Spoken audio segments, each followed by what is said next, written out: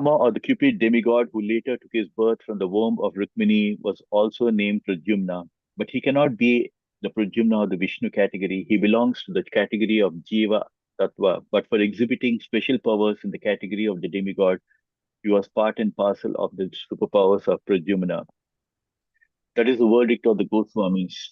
Therefore, when the Cupid was burned to ashes by the anger of Lord Shiva, he merged into in the body of Vasudeva, and to get his body again, he was begotten in the womb of Rukmini by Lord Krishna himself. Thus, he was born as the son of Krishna and celebrated by the name Pradyumna because he was begotten by Lord Krishna directly. His qualities were more similar to those of Krishna. So we kind of like this is another bottle of nectar that's opening up. With every chapter, we have beautiful bottles of nectar that we are tasting. So here in this case, we seen how Krishna Rukmini has come to Dwaraka, and now they have someone like a Cupid who was actually formerly Cupid but now born as Pradyumna. And this Cupid was burnt to ashes by the anger of Lord Shiva, and he took the birth from the womb of Rukmini. So we have Krishna and Rukmini now with a new child who's called as Pradyumna, and who comes in the the category of Jiva Tattva according to the Goswamis. And we have to be very clear that the sampradaya that we are following, that most importantly, we follow the teachings of the Goswamis. Sometime back, Ramana Prabhuji has given us beautiful nectar of the teachings of like of all the six Goswamis from Vrindavan. So we follow their instructions and the teachings, the nectar of devotion, nectar of instruction. So we can see that even though the Cupid, Pradyumna was actually Cupid in his previous life, and he was burnt to ashes by Lord Shiva, and he merged into Lord Vasudeva, who's Krishna, and again he gets a body now in the womb of Rukmini. So he was born again as a son of both Krishna and Rukmini as well. Um, so here we can see that another Leela unfolding, and we'll see another beautiful pastimes that are going to be unfolding. But now here it's more of like the pastimes are related to Krishna's son, who's called as Pradyumna. There was a demon of the name Sambara who was destined to be killed by Pradyumna. So now this is another Krishna Katha, another new chapter of Krishna Katha unfolding, where we can see like how a demon of name of Sambara was destined to be killed by Pradyumna. And we'll see like the reason why he was being destined like that, and how Pradyumna is going to, annihilate this demon. And this Sambara demon knew of his destiny, and as soon as he learned that Pradyumna had been born, he took the shape of a woman and kidnapped the baby from the maternity home less than 10 days after his birth. The demon took him and threw him directly into the sea. But as it is said, whoever is protected by Krishna, no one can kill. And whoever is destined to be killed by Krishna, no one can protect. When Pradyumna was thrown into a sea, a big fish immediately swallowed him. Later, this fish was caught in the net of a fisherman, and that fish was later sold to Sambara demon. And in the kitchen of the demon was a maidservant whose name was Mayavati. This woman was formerly been the wife of the Cupid called Rati. When the fish was presented to the demon Sambara, it was taken charge by his cook was to make it into a palatable fish preparation. Demons and Rakshasas are accustomed to eating meat, fish, and similar non-vegetarian food. Demons like Ravana, Kamsa, and Hiranyakashipu, although born of Brahmanas and Kshatriya fathers, used to eat meat and fish without discrimination. This practice is still prevalent in India, and those who eat meat and fish are generally called demons and Rakshasas.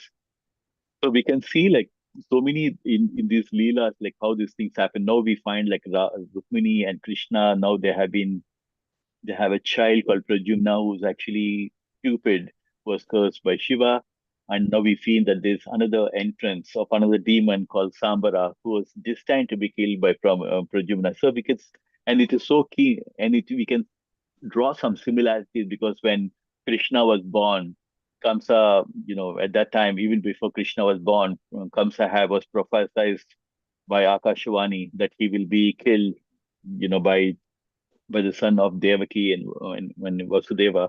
So similarly, here you find a demon, an entrance of a demon called Sambara, who's been predicted, who's been predicted that he's going to be killed by Pradyumna.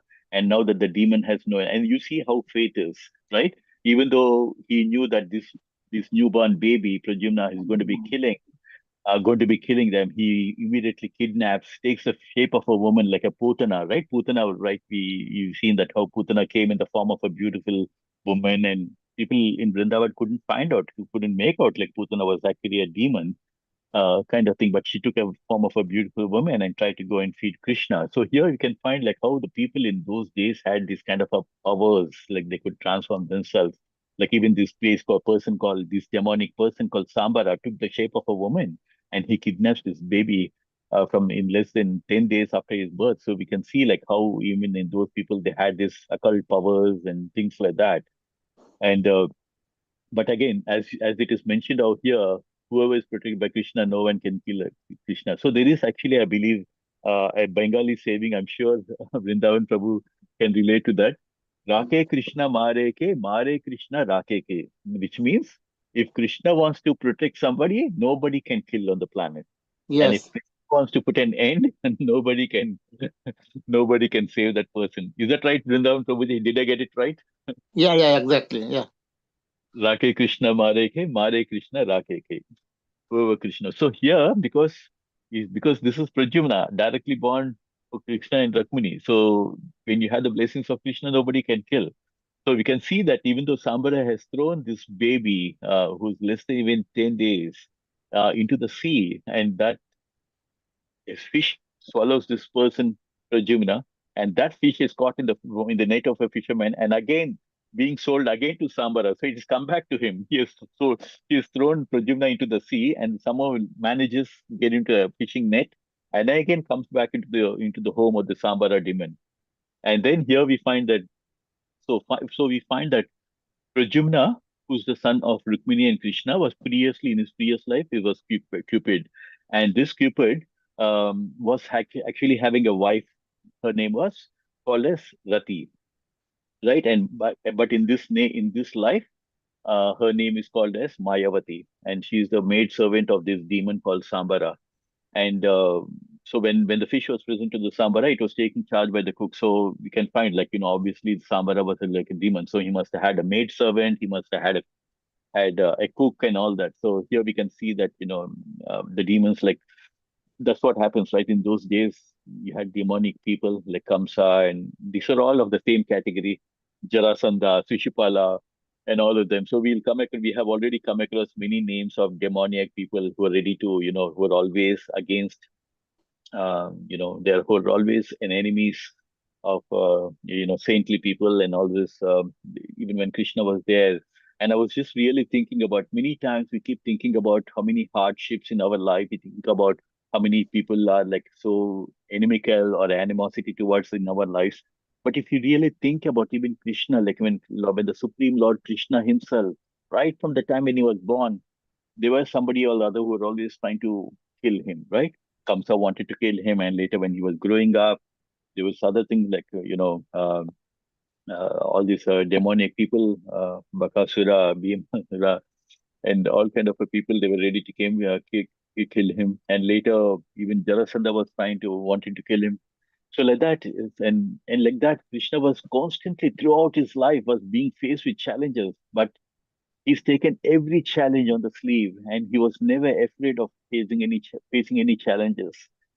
So we had to take notice of the fact that we are protected by not an ordinary person, but the Supreme Lord Himself, who has faced with so many challenges, but every challenge He overcame and He defeated all His enemies. And in the last chapter, also, we've seen how Krishna, even though he was being chased by Rukmini's brother Rukmi, he was like so gallant. He went and chased it. He faced him, and he struck his bow, and he broke his bowstring, and he was ready to even kill him, and then he stopped because Rukmini was kind of like praying to Krishna, please, you're the Jagannatha, and he's just an ordinary person. Please save him. So that's what is. We had to understand that we are in the shelter of the Supreme Lord, who's capable of who's Supreme Bhagwan, who has the six opulences that can always be there to protect us. But now here we can see that Sambara had even a chef also, and was in charge of cooking rice, and the woman was engaged in cooking rice and dal in the kitchen. But when she got this nice baby and understood that he was Cupid, her own husband, she was taking charge of him. See how the things play up, right? There is Pradyumna was previously Cupid, and he had a wife, and now that called Rati, and now that wife is again taken birth in this life, and her name is Mayavati, and now she's suddenly given in charge of this Pradyumna. And miraculously, the baby swiftly grew up, and within a short time, uh, he became a very beautiful young man. I'm talking about Pradyumna.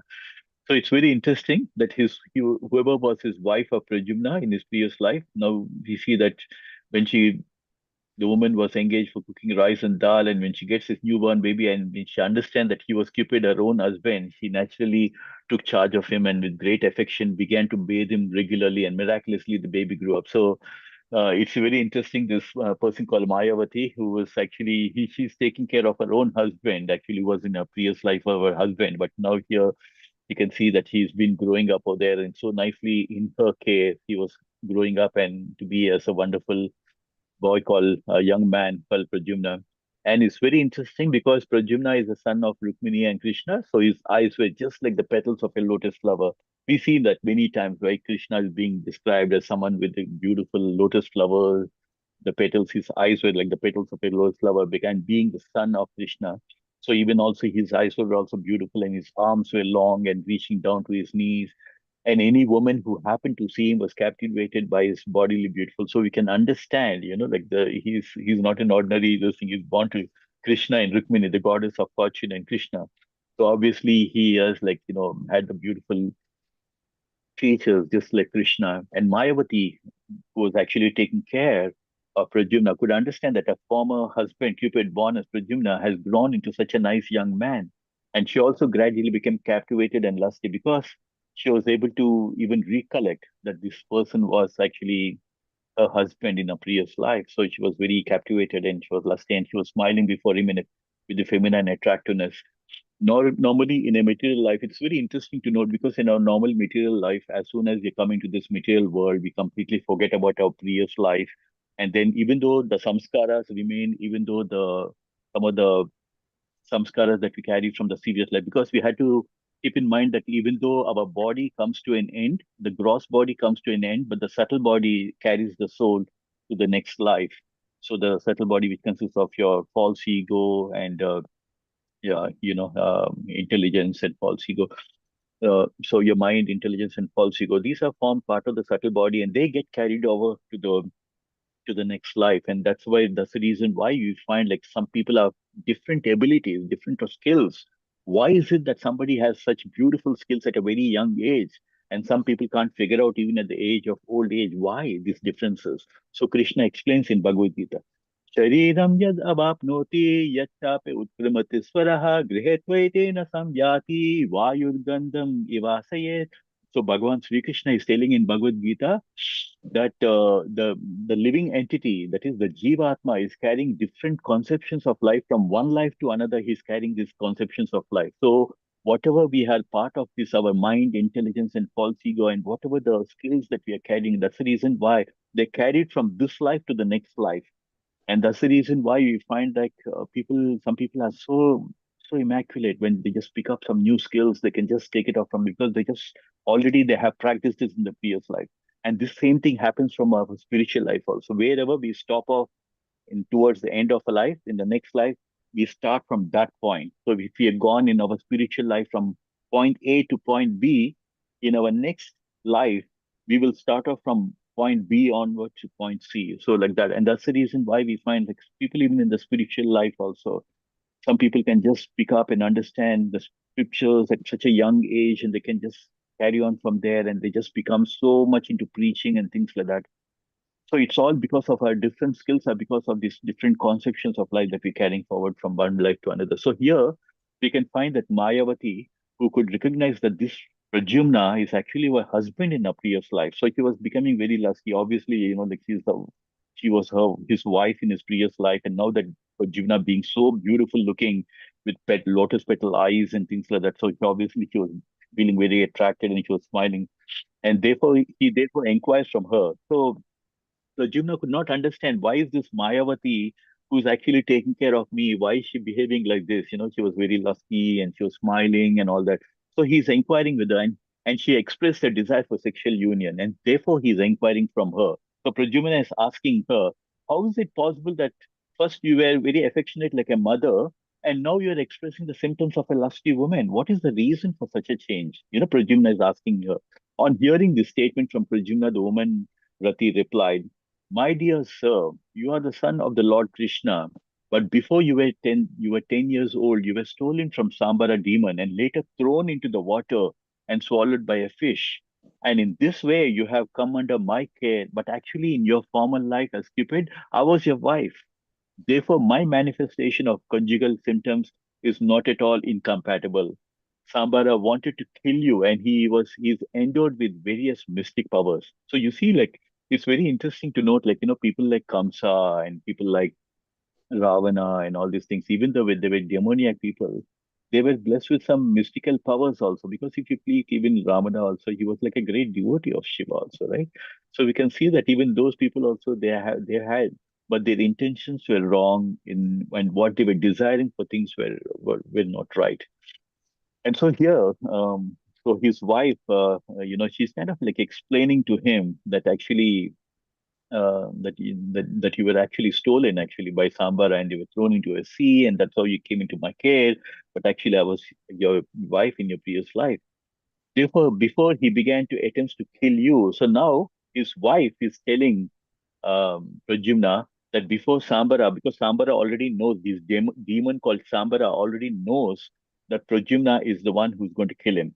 Just like how Kamsa knew that the son of the eighth son of Vasudeva and Devaki is going to kill him. It's destined to kill him. Similarly, Sambar also was told that he would be killed by them. So his wife is telling him that before he comes and kills you, it's better you go and kill him.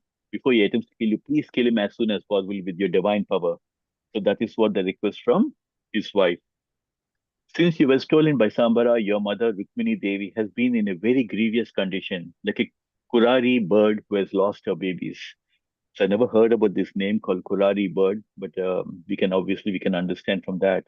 And she's very affectionate towards you. And since you have been taken away from her, she has been living like a cow, aggrieved over the loss of a cow. A perfect analogy, isn't it? Prabhupada maintains so mentioned actually the this Krishna Katha is taken from Bhagavatam, which is full of nectar.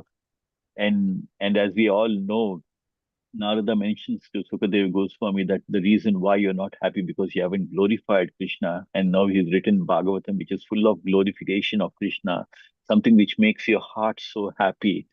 And so here we can see that Rukmini, obviously within 10 days himself, Rukmini's child has been abducted and taken off by this demon called Sambara, who's taken and thrown him into the sea. And that's what they do, isn't it?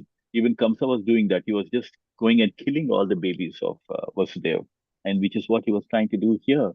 And we can understand, obviously, Rukmini must have been in a very sad situation because her son has been lost. And a nice analogy has been made out here because even a cow, how a cow grieves over the loss of his calf. Can you imagine if a cow has been blessed with a new calf and then suddenly somebody takes away the calf? Because we have to understand the cow is very close to human emotions as well, and cow is so dear to Krishna. And many people in India have this experience that when they have a cow at their house, in their home, that when anybody passes away from the house in the home, even the cow cries because the cow can understand that somebody is very dear in the house has been passed away. She treats the whole family like her own family, and this is the experience of many people in India who have, even including me, when we were living in a joint family, we used to have cows in our backyard, and every cow had a name also, like Lakshmi and Sita and things like that. We used to have names for the cows. And they were so affectionate, just like a family, when we used to grow up, we used to have the cows like that. So, and they're very affectionate. So we can see, like, so the nice analogy has been made out here that, like, how a cow grieves over the loss of a cows. Mayavati had mystic knowledge. So you can see that Pradyumna's, the wife from a previous life, Mayavati had mystical knowledge of supernatural powers. Supernatural powers are generally known as Maya, and to surpass all such powers, there is another supernatural power called Mahamaya. Mayavati had the knowledge of the mystic power of Mahamaya, and she delivered to Pradyumna this specific energetic power in order to defeat the mystic powers of Sambara demon. So, like in today's Kali Yuga, we cannot even talk about, maybe there could be some people with some occult powers that do all kind of a things, like, ghosts and things like the worship ghosts and spirits and all that. But again, Krishna makes it very clear, like a lot of people, they do not have clarity in that. They think that all gods are the same and, they're worshipping, they're doing everything in order to get special powers. But we have to be very clear. Krishna says those who worship demigods go to the planet of the demigods. Those who worshiping ghosts and spirit will go to this planet of ghosts and spirits. And those who worship Krishna will go to the supreme planet of Krishna. So all worshipping all gods or worshipping everything is not the same. If you're worshipping your ancestors, you go to the planet of ancestors. But the highest thing is people who are Krishna Bhaktas, who are worshipping Krishna, they go to the supreme planet of Krishna. But here you can see that at that time of Dwapara Yuga, that Mayavati had these mystical powers of supernatural powers called Mahamaya. They can even defeat somebody who's having. So she's delivered these powers to Pradyumna because obviously she was feeling very affectionate and she had this because after all Pradyumna was a husband in her previous life. So she's given him this knowledge of this Mahamaya or mystical power so that Pradyumna can go and defeat Sambara demon. And thus being empowered by his wife, Pradyumna immediately went before Sambara and challenged him to fight. So Sambara, you can see how karma works, that when, like it is so amazing to see, like, when your karma is written in this way, when it is destined such certain things should happen, no matter how much you try to avoid, things will happen and they will land up happening the way they have to happen. Because we think we are the controllers, but above us, there is a Prakriti or the material energy which is in control. And this is the reason why Krishna says, Prakrite kriya manani gunai karmani sarvashaha ahankara vimuratma kartaham iti manyate. The spirit soul, under the influence of false ego, thinks that he's doing all the activities, but in actuality, everything is done by the three modes of material nature. So the material nature is the boss who's making us dangle like puppets. Prabhupada has given a beautiful, in Prabhupada's books, you can see one beautiful picture of like how three ladies are there, like just holding the strings and making the human beings dangle like puppets. So we are just like in the hands of this Prakriti. But again, my Krishna says, Maya Jakshena Prakriti Swete Sacharacharam Hetunane Kaunte Jagad Viparvartite. But if you take to the bhakti of Krishna, because this material energy which is making us dance like puppets is in the hands of Krishna. So if we take to the shelter of Krishna, then we'll have the protection of Krishna. Then instead of Mahamaya, we'll become under the protection of Yoga Maya. We'll be under the protection of Subhadra. So we had to have this knowledge from Bhagavad Gita. So we can see that being empowered by the Pradyumna now that he's got this Mahamaya or the mystical powers from his wife, from his previous life, Mayavati. So now he has gone and challenged Sambara, and he was agitated. And so here obviously we can find that when demonic people, they are in the mode of passion and the mode of ignorance. So they're not in the mode of goodness, like, so if you provoke them something, they get very agitated and things like that. So Pradyumna addressed him in a very strong language. So he came across Sambara and he addressed him in a very strong language so that his temper would be agitated and he would be moved to fight. At Pradyumna's words, the demon Sambara, being insulted, felt like just like as a snake feels after being struck by somebody or by someone's foot. So you can imagine, like when a snake is being struck by somebody's foot, immediately it retaliates, it gets angry. A serpent cannot tolerate being kicked by another animal or by a man, and it immediately bites its opponent. So, so the beautiful thing about Krishna Katha and things from the Bhagavatam is the beautiful analogies which kind of like make it so easy to understand that these demoniac people, they are like the serpent snake, that when you kind of even throw a word at them, they get so instigated. They just want to retaliate and they want to just go and kill. So here we can find that when Pradyumna went and addressed him, his temper was so agitated that he was ready, he was feeling like a snake. So Sambara felt the words of Pradyumna as if they were a kick. Like, like some words are like that, isn't it? You feel like somebody is just like giving one slap, even though they may not really literally slap it, but it feels like that because your false ego is hurt.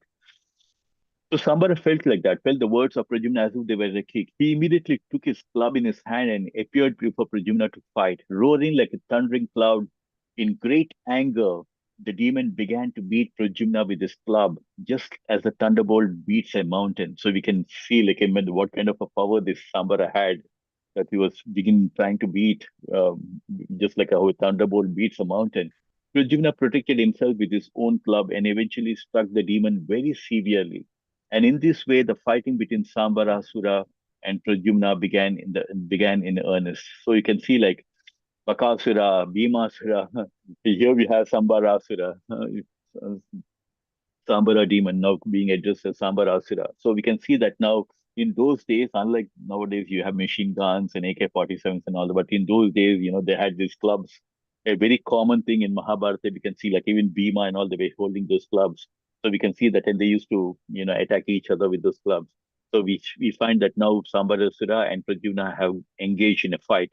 And Sambarasura, who knew the art of mystic power and could raise himself into the sky and fight from outer space. There is a demon of the name Maya, and Sambarasura had learned many mystical powers from him. So even you can find that even the demonic people, they had gurus in those life from where they could get these mystical powers.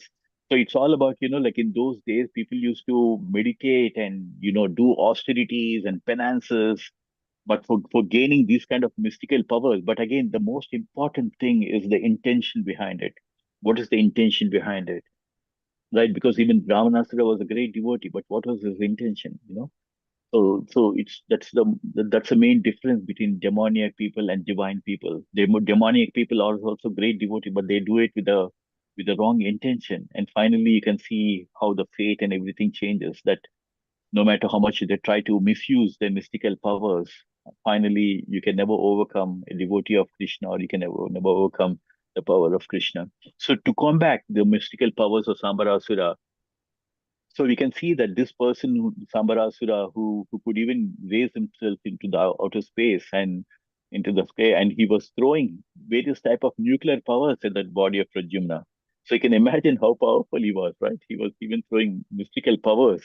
We can see that in Mahabharata, Narayanastra, Brahmastra, these are all like mystical, sound-based deadly weapons that they could just invoke the prayers, the beautiful sound mantras, and they would unleash this Brahmastra. Similarly, here we can find that Sambarasura was, unleashing these nuclear weapons at the body of Pradyumna. And to combat the mystical powers of Sambarasura, Pradyumna invoked another mystical power known as Mahavidya, which was different from the black mystic power. Mahavidya mystic power is based on the quality of goodness. Sambara, understanding that his enemy was formidable, took assistance from various kind of demoniac mystic powers belonging to the Guhyakas, the Gandharvas, the Pisachas, the snakes, and the Rakshasas. But although the demon exhibited his mystic powers and took shelter of supernatural strength, Pradyumna was able to counteract his strength and powers by the superior powers of Mahavidya. So we can see that. So we all know about these three gunas, which are like I was talking earlier about this material energy consisting of three gunas. One is, what is the three gunas? The mode of goodness, mode of passion, mode of ignorance, right? Sattva guna, rajoguna, and tamoguna. So we can see that here, this Mahavidya power, that mystical power that Pradyumna was having, was actually in the mode of goodness, and that mode of goodness can always overtake something is in the mode of. But so that was ready to that having this Mahavidya mystical power was something a big strength for Pradyumna to counteract the superior power of that that Sambara was unleashing. And Pradyumna could took his sharp when Sambarasura was defeated in every respect. Pradyumna took his sharp sword and immediately cut off the demon's head, which was decorated with a helmet and valuable jewels. So you can see, like Pradyumna is like he's been blessed with these mystical powers which Mayavati has given him, and he's invoked this mystical power called Mahavidya, which is different from the black mystical power. So we can see that Pradyumna now has been killed by Sambarasura has been now killed by Pradyumna. And when Pradyumna thus killed the demons, all the demigods in the higher planetary system showered flowers on him. And so we can imagine, like, we can see, we've seen that in the earlier chapters of Krishna Katha also, that whenever there is a victory of the divine over the demoniac people, the demigods in the heavenly planets, they're always showering flowers. We've seen that whenever Krishna would go and defeat Kamsa or Putana or anyone else, and whenever he would come out victorious, the demigods would rejoice. So we can understand from this that whenever we take the shelter of Krishna and whenever we're having the protection of Krishna and whenever there are leelas happening in our life with the blessings of Krishna, even the day that makes even the demigods also so happy. So we can understand from this also that when we are worshipping Krishna, when we taking the shelter of Krishna, when we are engaging in devotional service to Krishna, even the demigods are becoming happy. So worshipping Krishna is called as the Parpurna avatar. That means one. So like it's like watering the roots of a tree. When the roots are watered, the whole tree gets nourished. Similarly, Krishna is like that. So when Krishna is worshipped, even the demigods become very happy because even they're also always rejoicing the devotional service towards Krishna. So now we've seen that Pradyumna is kind of like with this Mahavidya, he's overcome this demonic person called Sambarasura, and not only that, he immediately cut off the demon's head as well. And this is the qualities, right, in the Kshatriya, this thing also. So Pradyumna's wife, Mayavati, could travel in outer space, and therefore they directly reached Dwaraka, his father's capital, by the airways. So we can find that now Pradyumna and in Mayavati, and look at the powers that they were there in Dwapara Yoga, right? I mean, everything is so beautiful to understand, isn't it? So Krishna, by his powers, goes and creates a city called Dwarka in the middle of the sea, and these kind of things, when you get to know, we are living in Kali Yuga. We can't even do anything. We can just go and buy some real estate. But you can see in those days, like in the middle of the sea, getting this construct. In fact, we can get to know from Krishna Katha also that if you go to Nanda Bhavan in Vrindavan, all those pillars they've been actually built by Vishwakarma, right? He was the architect for the gods, and the same thing that has happened with the Dwarka as well. I'm sure Vrindavan Prabhu can just add nectar on this, but that's what when I went to uh, Nanda Bhavan, that's what they were told. I was told that yeah, these pillars actually they were built by Vishwakarma. He was the architect who built this. So when Krishna comes on this planet, even his house is designed by Vishwakarma. How beautiful to know that, isn't it? So now we can see that Pradyumna's wife, because she had this power that she could travel even in space. So both of them, they just they just went from this place where Sambara was there, and they went to this place called Dwaraka, and that's the place where Pradyumna was actually abducted from this place, and by the airways. So it's so interesting, isn't it? In Dwapara Yuga, we feel very proud about our airlines and things like that. But even during Dwapara Yoga, they had such powers that without even just going to an airport or just going and getting into the flight, they could just travel in outer space. And they passed above the palace of Lord Krishna and came down as a cloud comes down with the lightning. The inner section of this palace. So now, right now, we are transported from this place where the demon Sambarasura is there to this place called Dwaraka. And we can see that they could just travel in space and they could land up in this palace of Dwaraka. The inner section of this palace, Dwaraka Palace, is known as Antapura.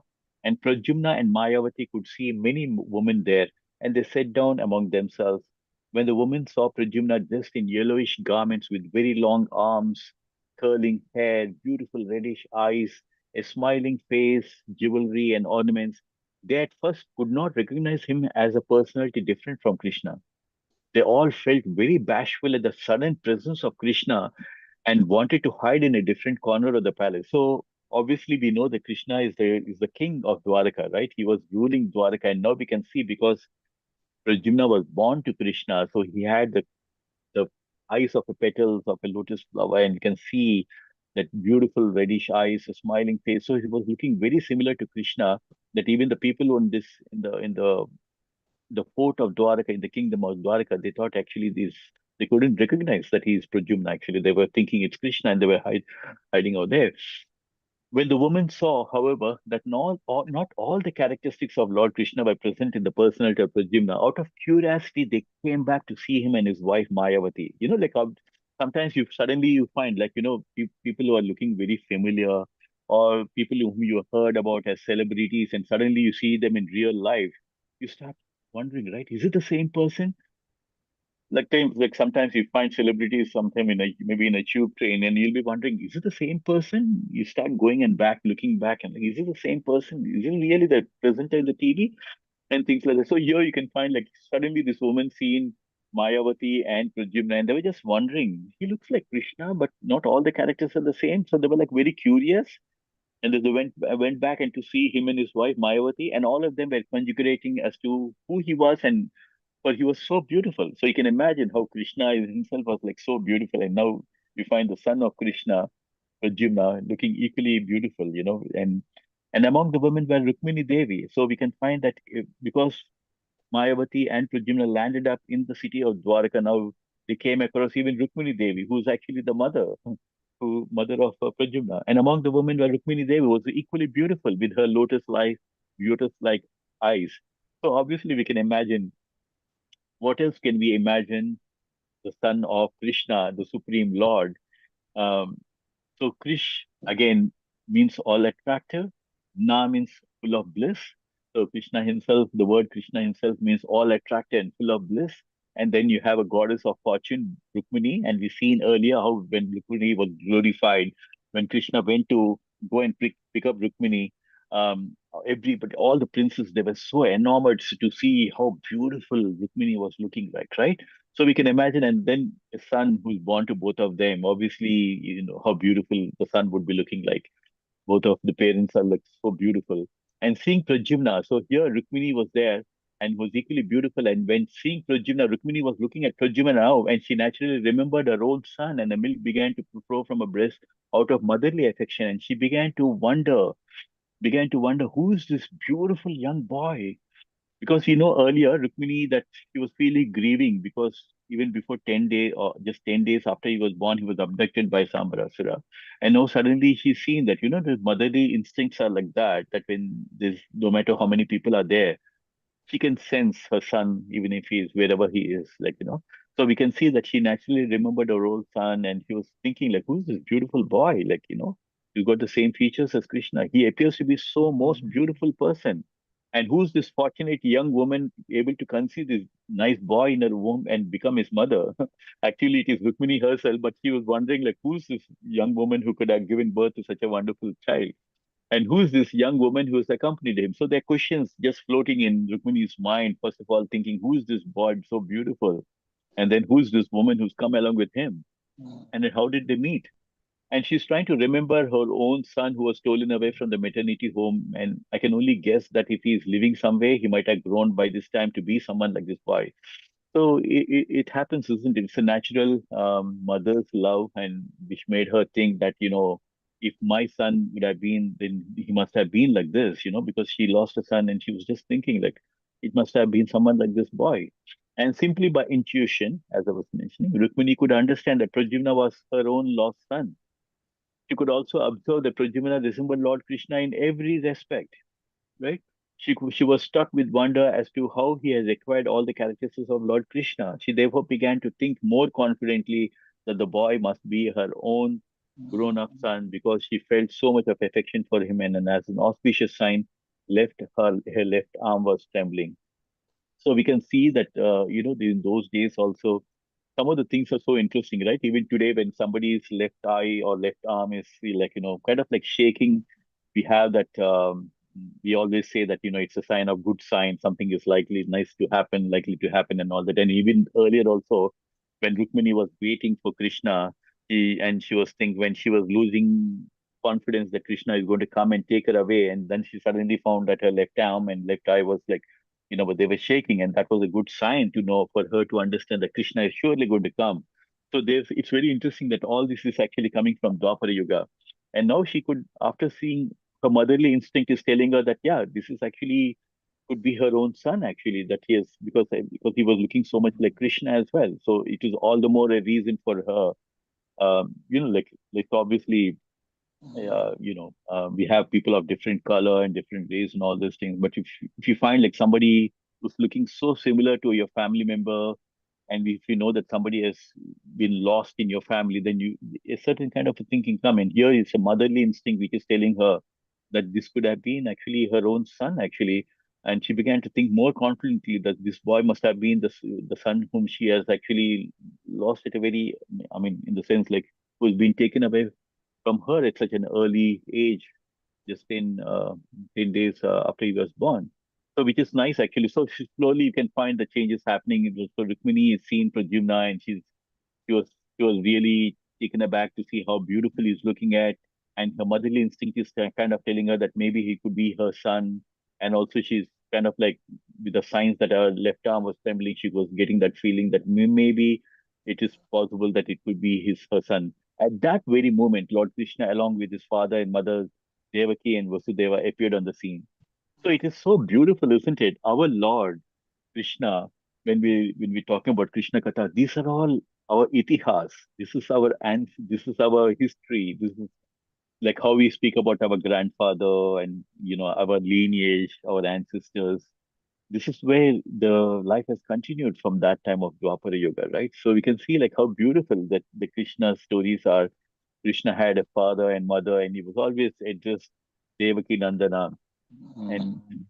and it's so beautiful, isn't it? Krishna is always addressed like that. And now here, Rukmini, while she's having her motherly instinct towards Pradyumna, and she's feeling that motherly love towards Pradyumna, now we find at that time even Krishna coming along with his father and mother, Devaki and Vasudeva. And Krishna could not understand everything. Obviously, Krishna is called as Rishikesha, the master of all the senses. He could acknowledge, he knows each and everything. Vedaham samatitani vartamanani cha Arjuna bhavishyani cha bhutani mam tu vedana kashana. Krishna says everything that has happened in the past, everything that is currently happening, and everything that's going to happen in future, I know everything. But me, no one knows. And this is the mystic thing about Krishna. That even though we cannot understand Krishna, Krishna knows each and every one of our lives, who we were in our previous life, 10 lives before, 100 lives before, we know everything. He knows everything but we only do not know about Krishna. And that's the reason why we're listening to Krishna to kind of develop this love towards Krishna and to understand more about Krishna. So here, Krishna could understand everything. And in that situation, he remained silent. Krishna is the master of every situation and he knows how to handle every situation. So, however, by the desire of Lord Krishna, the great sage Narada also appeared.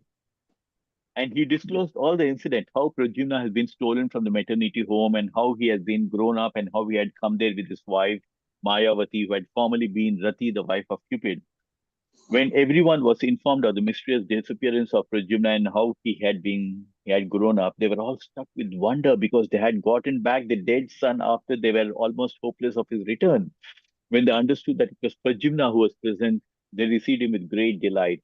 One after another, all the members of the family, Devaki, Vasudeva, Lord Krishna, Lord Balaram, Rukmini, and all members of the family embraced Pradyumna and his wife, Mayavati. And when the news of Pradyumna's return spread all over the city of Dwarka, all the astonished city came with great eagerness to see the lost Pradyumna. The dead son has come back, they said. What can be more pleasing than this? So it reminds me when you say dead son has come back. If you all remember, we covered in Krishna Katha many chapters back. If we rewind and browse the memory back, when Krishna and Balaram went to Gokul, Gurukul, to study the military warfare and everything from his guru Sandipani Muni. And if you remember, Sandipani Muni, towards the end of the Gurukul, Krishna and Balaram are asking Sandipani Muni, Guruji, what can I do for you? Krishna was asking, and then Krishna Gurukul, and then Sandipani Muni asks Krishna, Krishna, you want to give me a Guru Dakshina? My son is dead, Krishna. He's been drowned in the ocean. Can you bring back my son? And then we all remember that Krishna went and ordered Yamaraj, give back the dead son of my Guru. And then he takes the son, keeps him on his chariot, and takes him back and gives it to his Guru. So we can see that for Krishna, anything is possible or nothing is impossible. So it reminds me when you say that the people of Vrindavan, people of Dwarka, they were so happy that the dead son because they thought the son is dead, but now they've seen that the son is there alive and he's come back, and we can see that how the rejoicing is happening. And also we can see there's so many things from this paragraph that Narada Muni was always an instrument was very instrumental in some of these situations. He was kind of disclosing all these things that have happened. So even though Krishna knew all these things, he was remaining silent. But Narada came and disclosed that who he was actually. It was Pradyumna was actually this boy whom they're looking at is Pradyumna is actually Rukmini's son himself. How he has been abducted by the Sambarasura, and how he happened to be in his of how his wife happened to be like in a previous life as Cupid, Rati, and wife of Cupid, and all these details. So we can see that there's a nice, great joy and reunion. It's kind of like a reunion. They're seeing now the son coming back out here, and you can imagine the joy of a mother who's got back a lost son after such a long time. Now, because he was lost when 10 days after he was born, and now he has come back when he's a young man. So we can see that's quite a big period, isn't it? But they were so happy. So we can see that the family is happy, Krishna is happy, Balaram is happy, and not only that, even the people of Dwarka, they were also happy. And finally, Sukadeva Goswami, who was explaining all this Krishna Katha to Maharaj Parikshit, he has explained that in the beginning, all the ladies of the palace, who were all mothers and stepmothers of Pradyumna, mistook him to be Krishna, and they were all bashful, infected by the desire for conjugal love. The explanation is that Pradyumna's personal appearance was exactly like Krishna's, and he was factually Cupid himself. There was no cause for astonishment. Therefore, when the mothers of Pradyumna and other women mistook him in that way, it is clear from this statement that Pradyumna's bodily characters were so similar to Krishna that he was mistaken for Krishna even by his mother. So we can so this is how we are concluding. As anyway, we all know that Krishna Katha is taken from Bhagavatam, and Bhagavatam is a beautiful explanation given by Sukadev Goswami to Maharaj Parikshit. So Sukadev Goswami here is explaining about how the ladies in the palace they just mistaken him for Krishna. They were feeling very bashful, and because obviously he was looking so much like Krishna, so we could understand why they were feeling like that. And even the mothers and everybody who were there who was uh, witnessed and seen Pradyumna over there, they were mistaken him for Krishna, but because the bodily characters were so much like Krishna. So that comes to an end of this beautiful 55th chapter of Krishna called Pradyumna born to Krishna and Rukmini. Krishna's stories are so personal, isn't it? So personal that we can get that here we have the Supreme Lord. He has a wife called Rukmini, the goddess of fortune. We see that how the stories are so beautiful that he's now got a son called Pradyumna, who's been destined to kill this Sambarasura. And finally, his own wife, gives him this Mahavidya.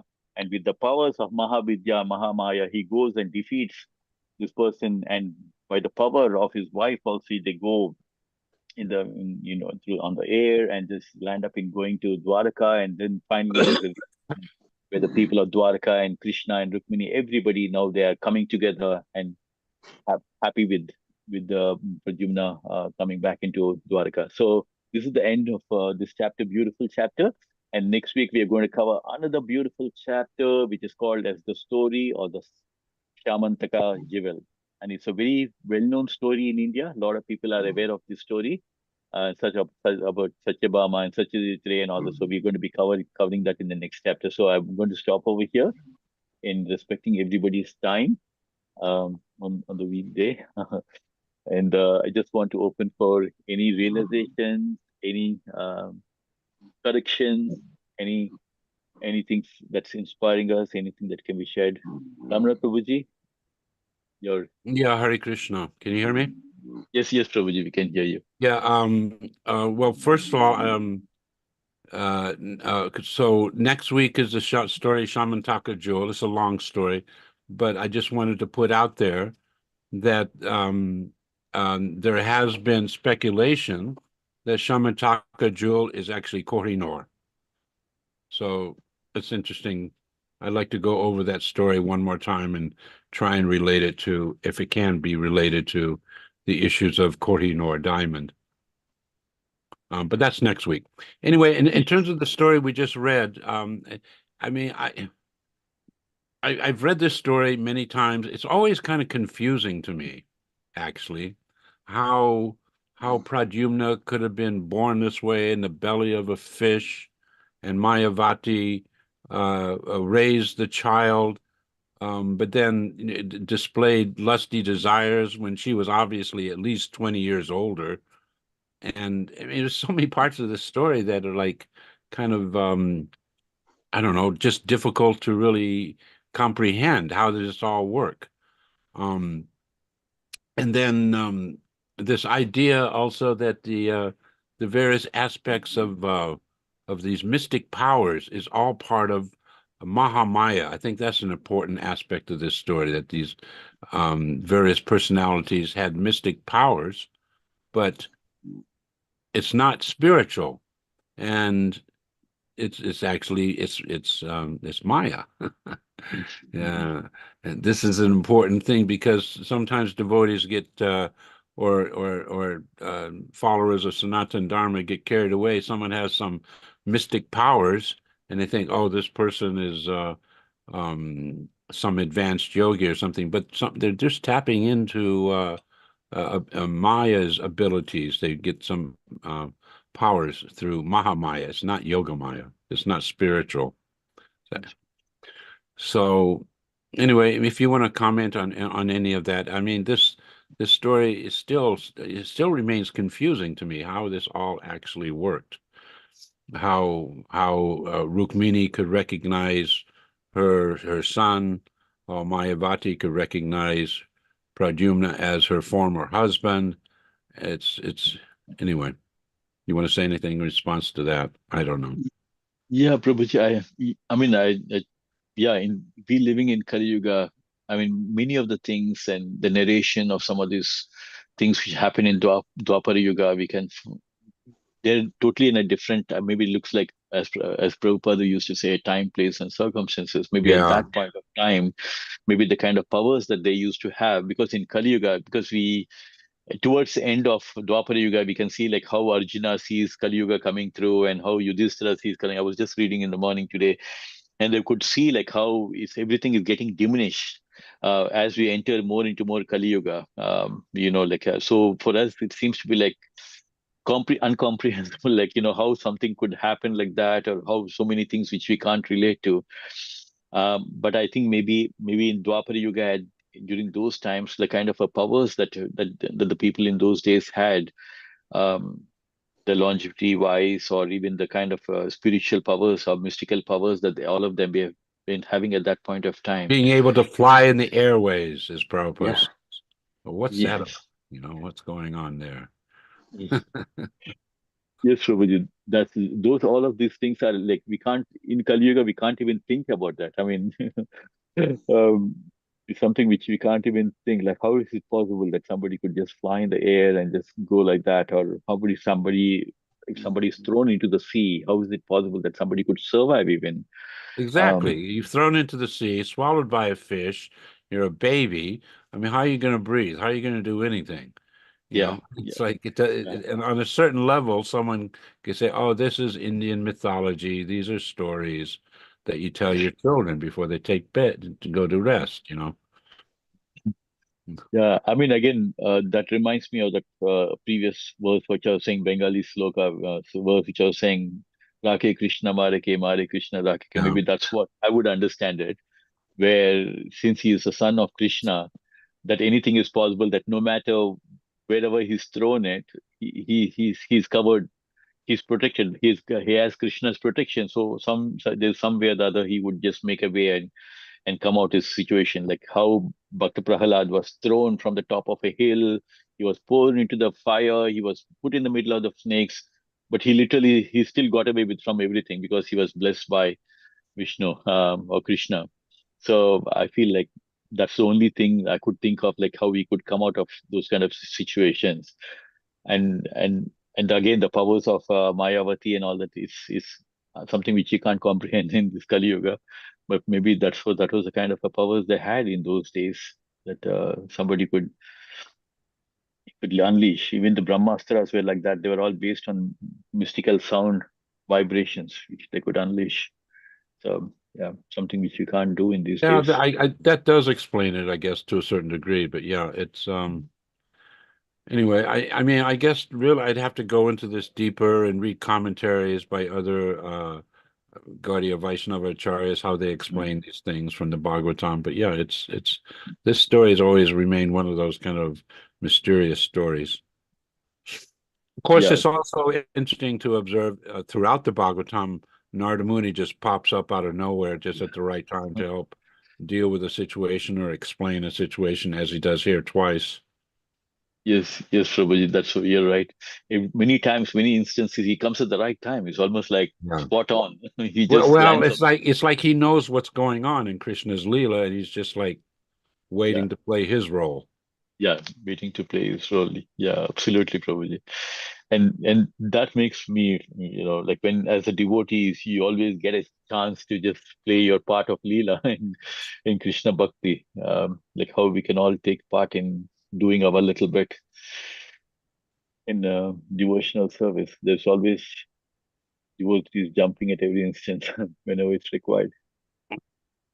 Prabhupada is described in some places that, of course, Krishna is Trikalagya or Vishnu Tattva. Trikalagya meaning knows past, present, and future. So in these leelas, knowing the future is part of the understanding. But not only Krishna, but certain sadhus, sages, mystics, and in this case, it would appear, although Prabhupada doesn't say this, but it would appear that Narada Muni, um, he knows what's going to happen, and he's just ready to pop in when he has to. Absolutely. So Yeah, you could say he's Trikalagya to a certain extent, although he's yeah, not Vishnu Tattva. yeah, yeah, yes, Prabhuji. Yeah. I like as here it's mentioned even of Prabhuji also they said like yeah he's more of like a Jiva Tattva Yeah. he was not like he was having powers built in. He had to get powers from his wife who was actually having those Mahamaya powers. Yeah, yeah, Prabhuji. There's some things which are very intriguing from those times. It looks like we are like living in a totally different yoga for us, which is Anyway, different to. maybe someone else wants to contribute to the conversation or has something to add to this, but yeah, it's a Yeah, fascinating definitely. story from the Bhagavatam. Go ahead. Yes, yes, Prabhuji. Hare Krishna, Sanchit Mataji, Hare Krishna, Vrindandra Prabhu. Hare Krishna Prabhu. Yeah. Yes, Yeah, I mean, not much to comment really. As Prabhu mentioned, I completely agree that this is one of those stories like maybe because we haven't read or heard more commentaries on this, it appears like, as they mentioned, like Indian mythology kind of thing where things are difficult to perceive, like in with our limited sense, because how it's possible. But when we know that it's part of Krishna Leela, then as you mentioned, that like what happened to Prahlad Maharaj, how he survived all the atrocities by his father, then it seems quite like in sync with the philosophy and the scripture. But yeah, I mean, it's one of those I mean, not a very popular one, very complicated kind of. The Pradyumna story is like compared to his other leelas, this is one of those stories where Krishna basically remains silent and everything happens, and then Narad Muni, he's the one who reveals what happens. So yeah, yeah. that's right. Yeah. Thank you, Hare Sanjit Ji. Hare Yeah, Krishna. Haribol. Vrindandra Prabhuji, anything you would like to add?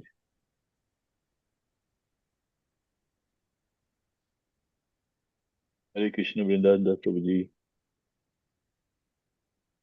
Maybe I'm mute or something. Yeah, not mute actually. Yeah, maybe busy. Nagara Prabhu, Tara Prabhu, Jagannath Prabhu, Ivan Prabhu, anything to add? Hare Krishna. I have a bad throat Oh, today, yeah, okay. Prabhuji. Okay, no, no problem. No problem, Prabhuji. Please take rest and take good care. Yeah. Um, so yeah, I think Hare Krishna. Sorry, Prabhuji, it's okay. No, nothing much to add, to be honest, because I'm still learning, understanding what Leela is. So I'm still in the starting stages to understand the things that you are even saying. So I have to read a lot sometimes, or I have to ask my mom some doubts. Ma, what Yeah, Prabhuji is saying, some doubts, Ma, Prabhuji, I'm not understanding some bits of the story. So that was happening. But yeah, I'm still understanding. But yeah, these things as a youth or as a Gen Z kid that they call these days, it's always a different thing to say. Like all these are very hard to understand for myself as well because yeah, I've been growing in a family where they are completely related to Krishna and everything, but it's always still hard to understand or believe some of these stories. So it's always mythical or sometimes uh, very true that it happened. Yeah. So Yeah. yeah, I will get there slowly so that I can answer Yeah. to people, future generations slowly. Yeah, Let's see how. absolutely. I mean, yeah, absolutely. I mean, that's why the Sanskrit shloka which I was saying, Janma Karma Cha Divyam. These are like all very transcendental and spiritual. Krishna Katha is very, very transcendental and very spiritual, not to be understood on a material platform. There's so much which is beyond our knowledge, which we can't even comprehend to understand the powers, and especially all these things are like seem to be like very this thing, but they're all leelas of Krishna, which are happening by the will of Krishna. So we had to take it in that from that point of view. These are all Janma Karma Cha Divyam. They're all transcendental. So and then yeah, as you keep releasing Yeah, this, yes, Prabhu. as you can see, like toward the most important thing is to get the gist of like what the Krishna Katha is about our faith and about how the stories are just happening and everything happening according to the will of Krishna and how, because as Krishna says, Paritranaya sadhuna vinasaya cha duskritam dharma samsthapanardaya sambhavami yuge yuge. So one is to put an end to the demonic people, and other reason is also to protect all his devotees and engage in all the leelas with the devotees. So that is where these are all part of the divine leelas of Krishna. So we understand it from that point of view. Thank you Um, for sharing, if Jagannath. I just wanted to say one thing. I mean, understanding Leela is a lifelong process. I mean, he's saying, well, I'm just a newcomer trying to understand Krishna's Leela. Well, I could say the same thing. It's it's as you get into various aspects of the Bhagavatam and Krishna's Leela, it's certainly very amazing. But trying to enter into and understanding Krishna's Leela is all part of the purificatory process and understanding who Krishna is as the Supreme Personality of Godhead. Ultimately, Krishna can do anything and everything, whatever he wants. And he's doing this for his own Leela, for his own pleasure, for his own enjoyment, and his own reciprocation with his devotees.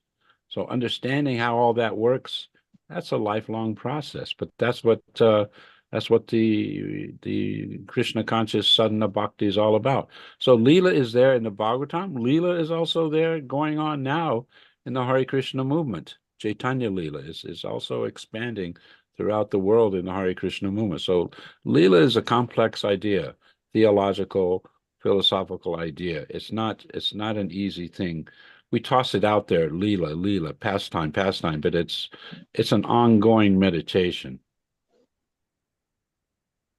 But you just very well explained on that. I mean, many times we try to get answers for so many things, but even I realized over the years that some of the things we should just park it aside and just keep going ahead with your kata Yeah. and your devotional service.